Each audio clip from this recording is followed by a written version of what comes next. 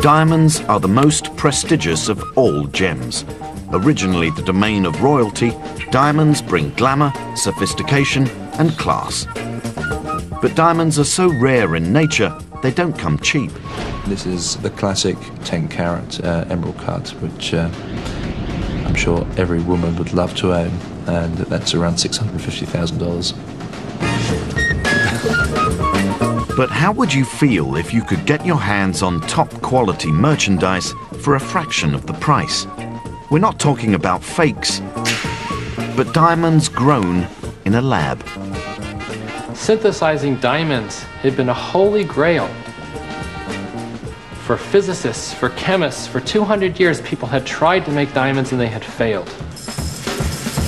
The possibility of being able to mass-produce high-quality diamonds has sent shockwaves through the multi-billion-dollar diamond industry. What if there is a way to synthesize diamonds that are non-detectable from natural diamonds? What if technology gives us the ability to make a synthetic diamond and no one knows is synthetic? This is the story of the diamond makers, and how one day these fabulous gemstones may become available to us all.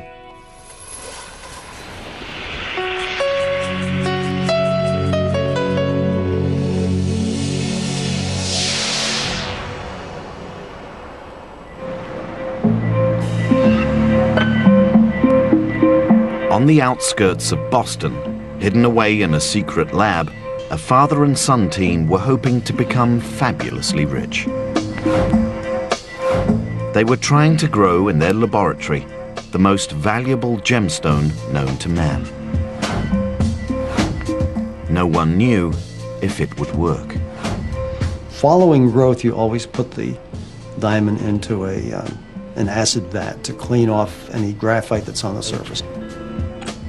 So we put this piece in, left it over the weekend. They had spent years refining their technique, but so far, every attempt had failed. But checking in on that Monday morning, Robert Linares noticed something very odd. At first, it seemed that not only had the experiment failed, but the diamond had disappeared completely. We came in on Monday, and we didn't see the diamond there. We saw nothing. And then we looked further, and we noticed that the crystal was there. But it was perfectly transparent. It was perfectly colorless. It was like someone had pulled a hood off of our head and we could see the truth. And at that moment, we knew we had crossed a huge barrier and we could now make very perfect diamond. Robert Linares had achieved something that had eluded science for centuries. He had made a gem-quality diamond to rival the very best found in nature. A breakthrough so astonishing that it might revolutionize the multi-billion-dollar diamond market.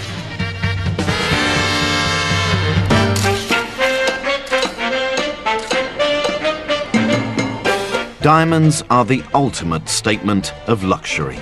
Glittering and sexy, they've never gone out of fashion.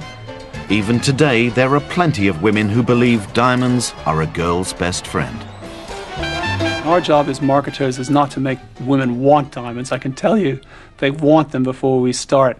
Our job is just to help them to get them. Come and get me, boys. I've talked to enough women around the world about diamonds to know what it is that they dream about. They dream about owning a piece of eternity.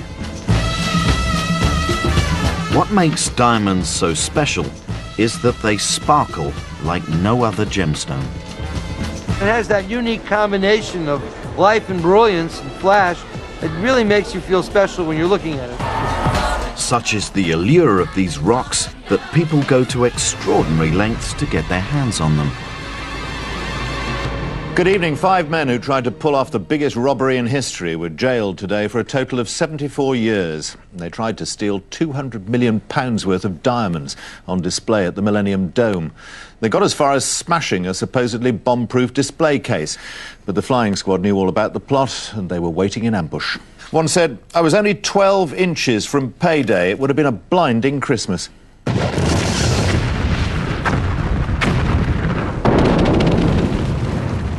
Diamonds occur naturally in the ground, but digging them out is immensely difficult.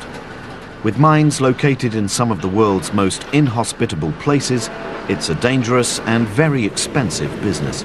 You have to shift over 200 tons of rock for every carat of diamond. But ironically, diamonds, for all their fire and sparkle, are actually just a very hard version of an extremely common element. Diamond is nothing more than a lump of carbon. In nature, pure carbon is more readily found in a different form, as soft, black graphite. You see, these structures couldn't be more different. You have graphite, which is a beautifully layered structure. It has layers of carbon atoms, separated by very weak bonds. Now, within the layers, each carbon atom is beautifully coordinated to 3 other carbons, and that leads to very strong layers. But the bonding between the layers are exceptionally weak. But if that bonding is rearranged, something remarkable occurs. By contrast, diamond is the hardest material known, and it's hard because of the way it's bonded together. This 3-dimensional linkage in which every carbon atom is surrounded by 4 neighbors, and it forms a complete 3-dimensional structure. You know, a structure can only be as strong as its weakest direction, and in diamond there are no weak directions. Every bond is almost as strong as a bond can be. The difference between the 2 forms of carbon is so subtle that scientists have searched for ways of transforming cheap graphite into much more valuable diamond. Synthesizing diamonds had been a holy grail. For physicists, for chemists, for 200 years people had tried to make diamonds and they had failed.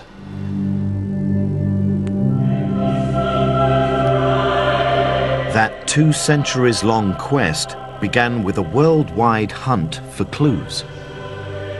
The very first came from the way diamonds were formed in nature.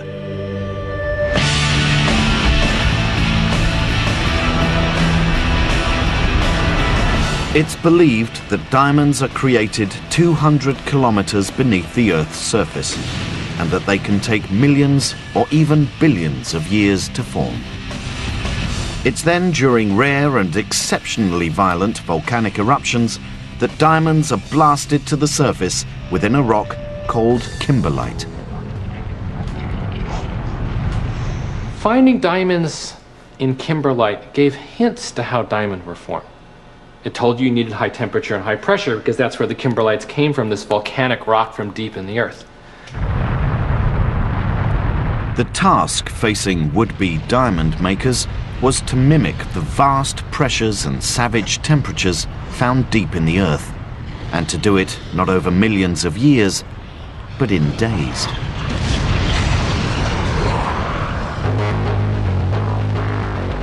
No one got close until the 1950s. Working in the greatest secrecy for the engineering company General Electric, a team of American scientists took up the challenge. They aimed to create diamond from graphite. GE spent millions of dollars developing a gigantic 400-ton diamond press. It produced pressures up to 60,000 atmospheres and temperatures topping 3,000 Celsius. But they were making little headway. So experiments were done on trying to convert graphite or carbon into diamond. Well, going straight from graphite to diamond didn't work. For 4 years, all they got were broken presses. there was something missing in their chemistry. So they looked for new clues. In a meteorite crater in Arizona, diamonds had been discovered encased in a substance called troilite, or iron sulfide. These diamonds were formed by the high pressure and temperatures created during impact. The GE scientists believed that troilite might be the missing ingredient needed to convert graphite into diamond. So they had another go. It was a wintry day. It was cold, but the sun was shining through the window. And I had put some troilite in this graphite tube. I put it in my apparatus. I turned up my heating system, and I put the pressure on. The force builds up and up and up, eventually reaching nearly 500 tons, almost 1 million pounds per square inch. The outer surfaces reach 750 degrees Fahrenheit. Inside, 2,600 degrees Fahrenheit.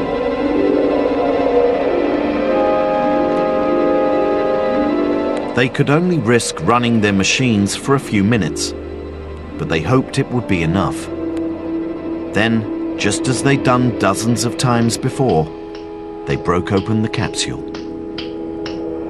I got down to the point where I picked things apart and got to look at what's there in the middle. And my eyes caught the gleam of the sun shining on these things. And I twirled it around a little bit and saw the sparkles. My knees weakened. I had to sit down. I was overwhelmed. And at that instant, I knew that man had finally turned graphite into diamond. There are headlines in all the newspapers around the world. GE is making diamond now. Wow, it was just a very nice feeling that we had a tough problem and we had solved it. We had been challenged and we met the challenge and faced it and won. But for all this triumph, GE's diamonds were nowhere near good enough to adorn the neck of a movie star. Nevertheless, their grit-sized grains didn't go unnoticed in the boardroom of the most powerful diamond-producing cartel in the world.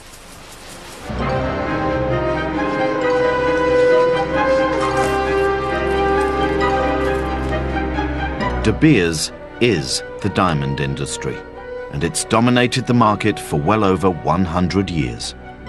We'll sell in the neighborhood of $5 billion worth of rough diamonds. I would have thought a figure north of 100 million carats a year of total rough production.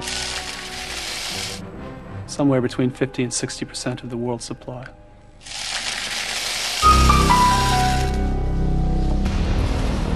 From their headquarters in central London, De Beers rough diamonds are sorted and distributed around the world, sold to select dealers for cutting and polishing. For years, De Beers have maintained extraordinary levels of control on the $60 billion global diamond market.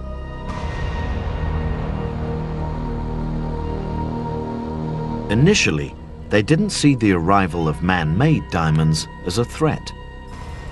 They were just too low quality, fit only for making industrial cutting tools.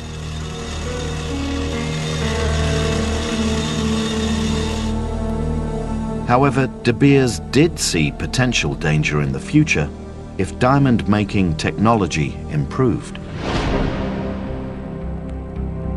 So, at a discreet facility on the outskirts of London, De Beers created the Gem Defensive Program. At vast cost, the new scientific division was set up to develop techniques to distinguish between natural and synthetic diamonds. Clearly, we knew that someday synthetic gems would be made available in the consumer market. The crucial thing for us was to make sure that first the industry, but more importantly in the end the consumer, had every means possible to ensure we could detect the stimulant from the genuine article. With their scientists busy working away, De Beers were confident they had time in hand to prepare for any future threats. But unknown to De Beers, a challenge already existed, hidden away behind the Iron Curtain.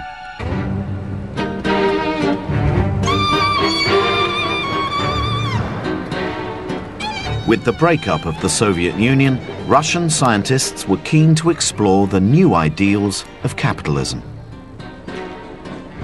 In the early 90s, on the outskirts of Moscow, diamond scientist Dr. Boris Figelsson set up a lab in rooms rented from the Institute of the Blind.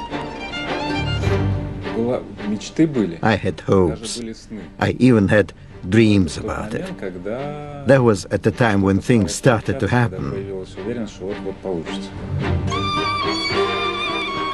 His original idea was to copy General Electric's theory of high pressure and high temperature. But instead of tiny grains, he planned to grow gem-sized diamonds. But he just didn't have the right gear. With little money, he had to use whatever equipment came to hand. His first attempts were wrought with danger. We had to select the right materials and the right parts for the press, because if it was set up wrongly, then it was quite possible that there would be an explosion. Everything would come flying out at high pressure. In the end, in contrast to the giant machines used by General Electric, Figelsson cobbled together a diamond press not much bigger than a washing machine. At its heart was a small spherical growth chamber which used a unique method to create the required high pressure. Pumping oil around the sphere created a moderate hydraulic pressure. This was then amplified through specially shaped steel anvils to create a massive 58,000 atmospheres down at the central core. But at first, he still wasn't getting the goods.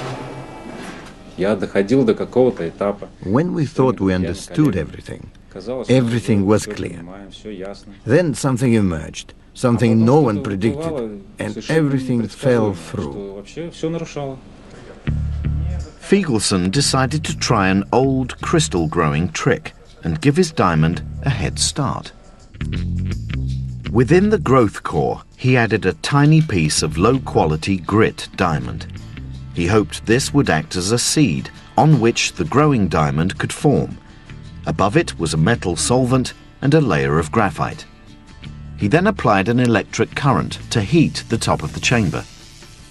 This dissolved the graphite into the metal solvent, releasing the carbon atoms.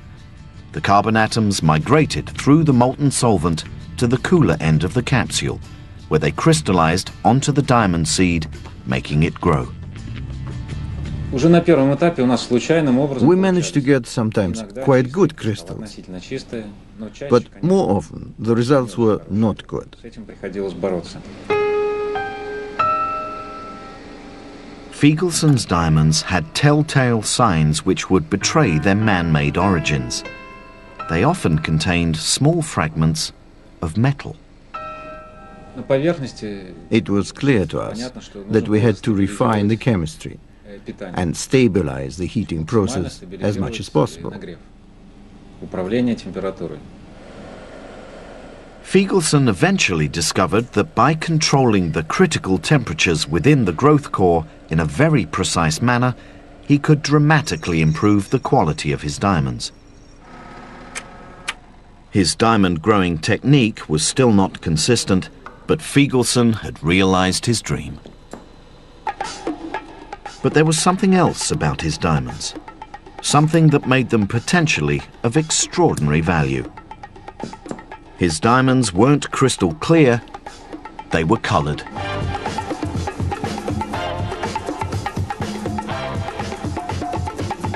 When we got our first good crystal, we were naturally absolutely overwhelmed.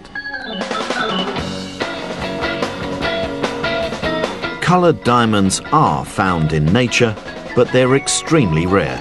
Among their number are the great legends of the diamond world, like the Hope Diamond, the Dresden Green, the Tiffany Yellow, and the recently unveiled Blue Empress. Fancy coloured diamonds are highly prized, and they're hideously expensive.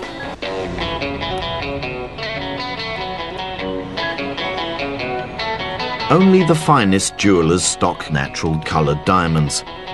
Jeremy Morris has been in the family business for 20 years. Wealthy people are the market for vivid and fancy intense coloured diamonds. It's not for the average person. The prices are prohibitive, unfortunately. This stone here is a little freak of nature. It's a 6-carat, deep brownish orangey yellow, but that would be around $300,000. 1 carat 25, vivid orangey yellow, dazzlingly beautiful, £38,000. We have here a 25-carat light pink, $1.5 million, or near a sofa. The lucrative trade in fancy coloured diamonds was a market the Russian diamond makers were keen to exploit.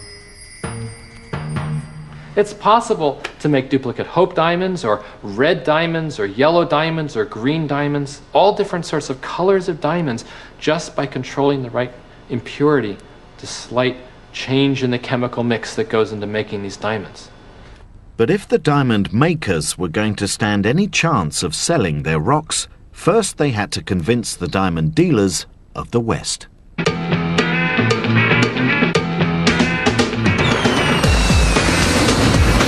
Every year, Las Vegas hosts one of the world's largest gem fairs, where thousands of dealers sell their wares to jewelers from around the world. In 1999, coloured synthetic diamonds coming out of Russia were showcased here for the first time. Just today we had here at the show a large selection of synthetic diamonds presented and showed to us in a variety of fancy colors. You're talking about blue stones that look like $100,000 per carat stones. Very nice stones. Lured by the dream of fabulous wealth, diamond labs had sprung up all over Russia. As a middleman for synthetic diamonds, Alex Gryzenko had been drawn to Vegas. For the last several years, we've been looking at what the potential market could actually be. Today, the market is truly in its infant stage. And as demand grows, and demand has to grow, this market has to be created. And as demand grows, so will supply, inevitably. It will be a big market. But back in 1999, the prospect of a world flooded by synthetic Russian diamonds actually seemed remote. Their labs lacked the funds and the necessary production skills. The Russians certainly have problems today. We all understand that. Capital is scarce, infrastructure is in some places complicated. Capital investments into Russia today are difficult.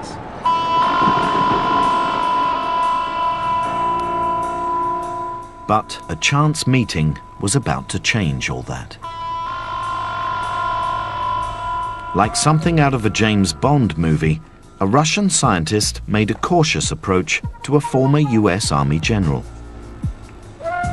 It was to be a fateful encounter. I was in Moscow on another project developing an electronic security device, and one of the scientists on the project asked me whether or not I was interested in diamonds.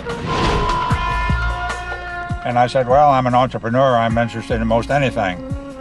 Frankly, I thought he was going to ask me to invest in some diamond mining project. But instead, they took me to a facility outside of Moscow, and they showed me a machine that they claimed would make diamonds. General Carter Clark was intrigued.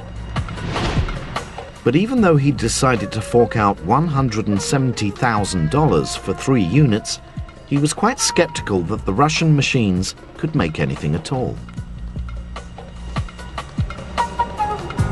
The machines they had in Russia were doing experimental work, and there's a big gap between a laboratory type of operations and a commercial production.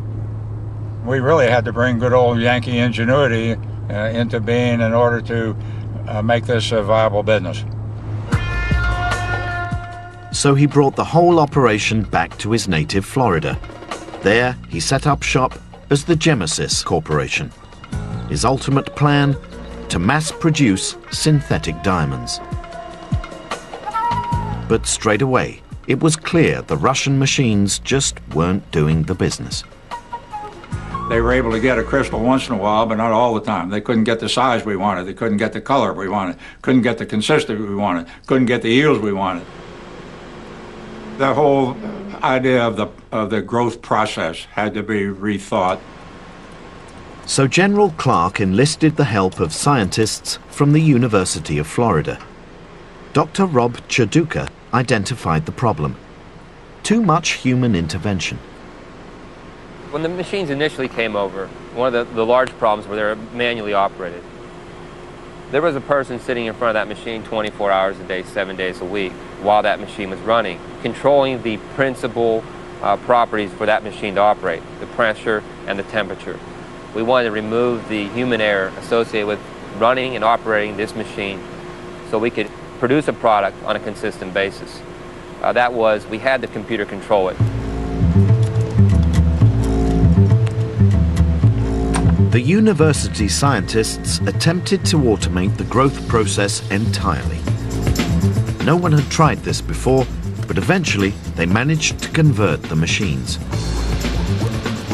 Using their updated design, Clark's technicians started building their own presses, ultimately creating the world's first gem diamond production line.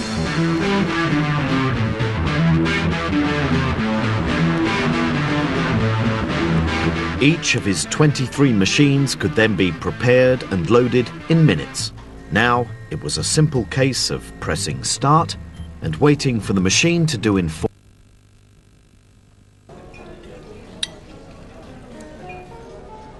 I'm gonna do this now. Oh my God. Power equivalent to a hairdryer running at the same time. After each machine finished its run, the growth cores were extracted. They were then cracked open to reveal a small lump of metal which contained the diamond. These were then each washed in acid baths to dissolve away the metal, revealing the newly formed rough diamond. Clark was finally on his way to achieving his goal. He was now producing fancy yellow diamonds far superior in size and quality to anything ever created in the Russian labs. Initially, we were growing stones that were less than 2 carats. Roughly about 1.5, 1.6, 1.7 carats. Now we're going 3 to 3.5 carats. And that'll cut and polish to a stone that's almost 2 carats, depending on the cut that you want. We're also getting a better color. Before we used to get a washed out yellow. Now we get a nice vivid or intense yellow. Until now, it had only been the uber-rich who could afford natural colored diamonds. Clark dreamt of taking his colored diamonds out onto the high street. These diamonds from nature are very expensive. A 1 carat vivid yellow diamond would go somewhere between $15,000 and $20,000. Our comparable stone would go somewhere around $4,000. Admittedly not for everyone's pocket, but high-quality synthetic stones selling for 1/4 of the price of naturals sent ripples across the diamond pond. For the first time, there was a real threat of synthetic, gem-quality diamonds flooding the market and undermining the traditional diamond trade. The concern in the industry today is what if, just what if, there is a way to synthesize diamonds that are non-detectable from natural diamonds? What if technology gives us the ability to make a synthetic diamond that no one knows is synthetic? This possibility was not lost on the world's largest diamond trading company, De Beers. Unless they could respond decisively, they might lose their dominance of the market. Their first tactic: simply dismiss the competition. Unless it came out of the ground, it just wasn't the real thing. Diamonds are so much more than just crystallized carbon. Diamonds are something from our deep, deep past, billions of years old, a miracle of nature. You can't replicate that in a laboratory yesterday in Florida. It's not possible. De Beers' gem defense program then sprang into action. Millions of dollars had been spent developing various machines to tell synthetics from the natural stones. The problem they faced was that synthetics were now very high quality. It forced them to study down to the diamond's atomic structure to detect even the tiniest differences. This instrument is Diamond Sure. It's our rapid screening instrument that's been designed to pass natural diamonds whilst at the same time referring all synthetic diamonds. Diamond Sure works by analyzing the way light is absorbed by a diamond. It's down to how nitrogen impurities form within the crystal. Nitrogen atoms occur in clumps in 98% of all natural diamonds. This causes light to be absorbed in a specific way and provides the key to their detection. This has got a pass result. The user can be confident that this is a natural diamond and requires no further testing. I'm now going to place a yellow diamond onto the probe, press the test key, and this time, within a few seconds, it's come up with a different result. It said, refer for further tests. In yellow synthetic diamonds, nitrogen doesn't exist in clumps, but instead as single atoms dispersed throughout the crystal. This causes light to be absorbed differently, which is picked up by the machine. Any questionable stones then get transferred to De Beers' next line of defense, the Diamond View machine.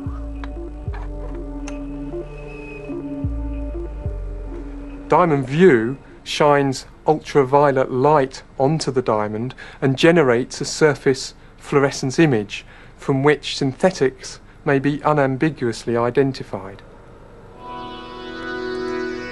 Under ultraviolet light, both natural and synthetic diamonds will glow to some degree. This is called fluorescence. But it's the patterns that are revealed by this glowing fluorescence that can tell the two apart. It's immediately obvious from the strong, blocky blue fluorescence patterns that this is a synthetic. You wouldn't get these strong shapes of blue fluorescence from a natural. Under the UV light, natural yellow diamonds look very different, producing a consistent yet very faint blue glow. With technology like this, De Beers feels it can outrightly dismiss the threat of synthetics. Today we can easily detect each and every synthetic stone that's made. That's really important to maintain industry confidence. De Beers were able to prevent any lab-grown coloured gems from being passed off as natural diamonds.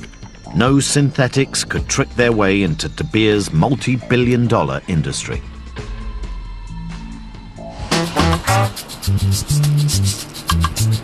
But none of this phases General Clark. He's starting to make serious headway into creating his own industry for synthetic diamonds. The key to Clark's business plan is that he doesn't intend to compete against De Beers. We do not want our diamonds to be passed off as natural diamonds. That wouldn't do us any good, would not do the industry any good, and certainly would not do the consumer any good. So we're very strong in our concern about that, and we're taking every measure that we can to prevent that. All his diamonds are sent to the heart of the Diamond District in New York City, to the International Gemological Institute. Here, they are officially certified as being man-made. They're also subjected to a more invasive level of disclosure and have their origin tattooed on them by laser. General Clark's aim is to establish an entirely new market of affordable, coloured, synthetic gems. Currently producing 200 diamonds a month, Clark has grand plans for massive expansion. We have 23 machines in this facility right now, growing diamonds 24 hours a day, 7 days a week. And what our ambition is to fill this whole environment here with about 250 machines in the not-too-distant future. Clark's plan would create an annual production of 25,000 high-quality synthetic yellow diamonds. In the nearby town of Sarasota, on the west coast of Florida, his diamonds are already on sale. They're absolutely beautiful. You couldn't ask for more beautiful stones.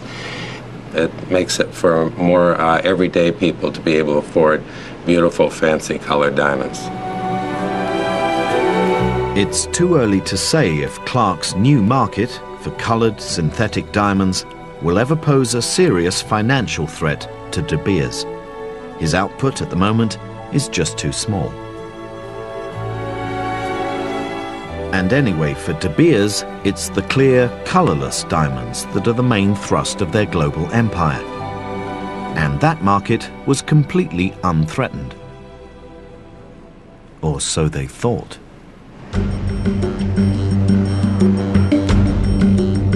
Shrouded in utmost secrecy, a company called Apollo Diamond has been operating somewhere outside Boston, Massachusetts, for the last 2 years. Highly protective of their technology, they have rarely granted access to their laboratory. Horizon was never given the address, just taken to their production facility. The company's founder, Dr. Robert Linares, had never intended to get into the diamond business. His interest had always been in semiconductors. Previous company was manufacturing gallium arsenide wafers for very high frequency devices such as cell phones and radars. And at the time, that was the ultimate semiconductor. And after I left that company, I sold it, and I wanted to go to the next highest performance semiconductor, and that was going to be diamond.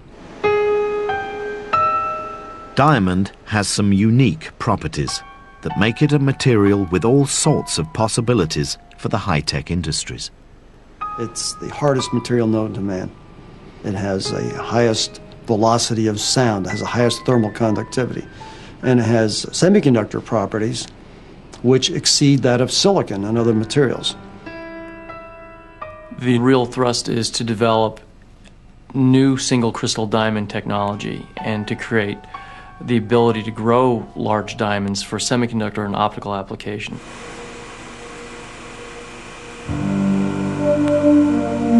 But it was while striving to meet these goals that they stumbled upon something utterly unforeseen and ultimately much more glamorous.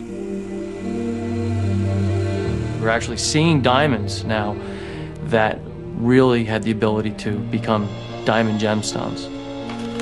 In their mission to make semiconductors, they had discovered how to make clear, colorless diamond. It was a eureka moment for this company where we recognized that we could really do something tremendous in this $60 billion marketplace.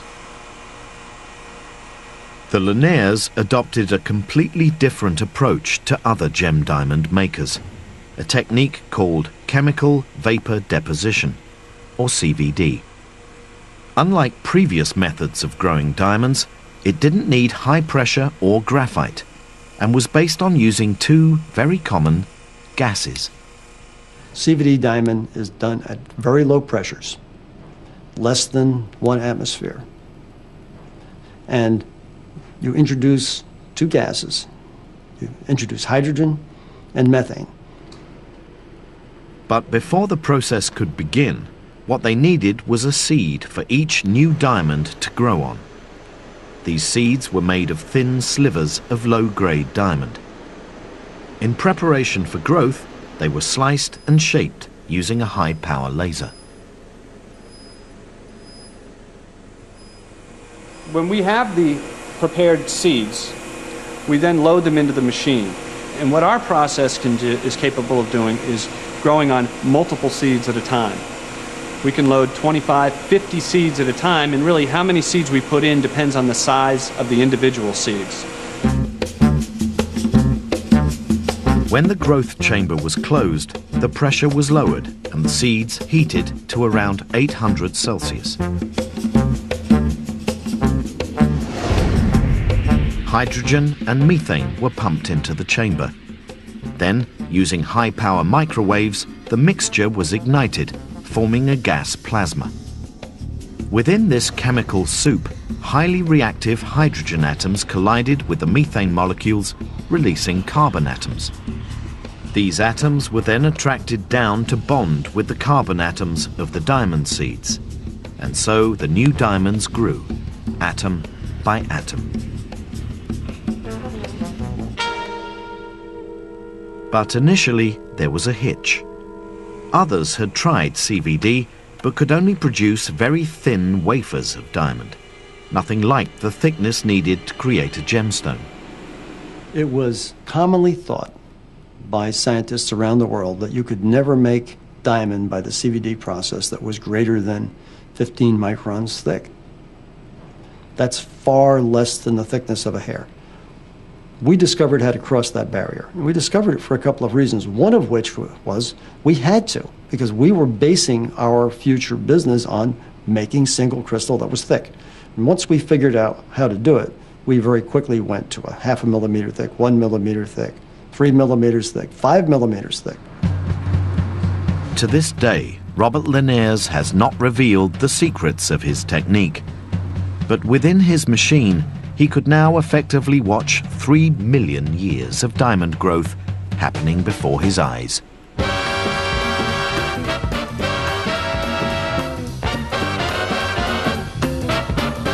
But there was something else.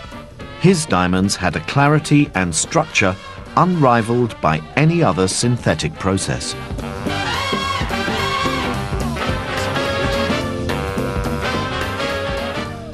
The gem diamonds that we make here at Apollo are very perfect, and they have the capability of being the most perfect diamonds that we've seen on the planet. The Naval Research Department here in the United States has called them the most perfect diamonds that they've ever seen, both man-made or natural. Finally, scientists were not just able to match nature, but make something even more perfect and available at a fraction of the cost. It was the first serious threat to the traditional market in clear diamonds.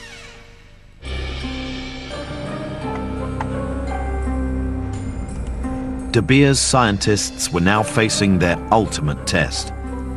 Never before had they come up against a cheap synthetic diamond that might be more brilliant than a natural one. If they couldn't detect these new colorless stones, then consumer confidence in their natural diamonds could take a hammering. Using their Diamond Sure device, the clear CVD diamond was recognized as an unusual stone, but it still required further tests. Okay, this is a colourless stone that has been referred by the Diamond Sure instrument. At this stage, we don't know whether it's synthetic or one of the rare types of natural diamond. So I'm going to place it into the stone holder and slide it into the sample chamber of Diamond View. Focus the visible image onto the table of the stone. And now I'm going to shine the ultraviolet lights onto the stone. This stone exhibits extremely intense orange fluorescence, which is a characteristic of CVD diamond. Natural diamonds would typically show a blue fluorescence. De Beers are confident in the ability of their equipment to detect these new colourless diamonds and have sent their detection kit to gem labs around the world. But the question is, will that be enough to protect them in the long run? Typically, only diamonds above a certain size and quality are actually sent to labs for testing.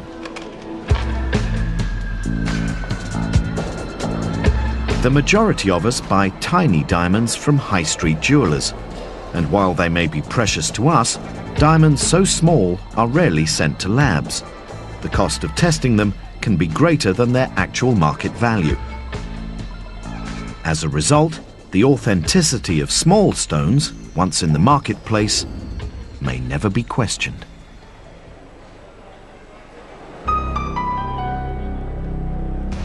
This is an entirely new challenge to De Beers. But they are adamant they will do anything to keep their market safe. Maintaining consumer confidence in diamonds is worth any price that the De Beers Group needs to spend to ensure it is there. You know, the diamond to a consumer is a precious thing. They want to buy it with confidence, they want to know what it is, and anything we can do to help that, we will do.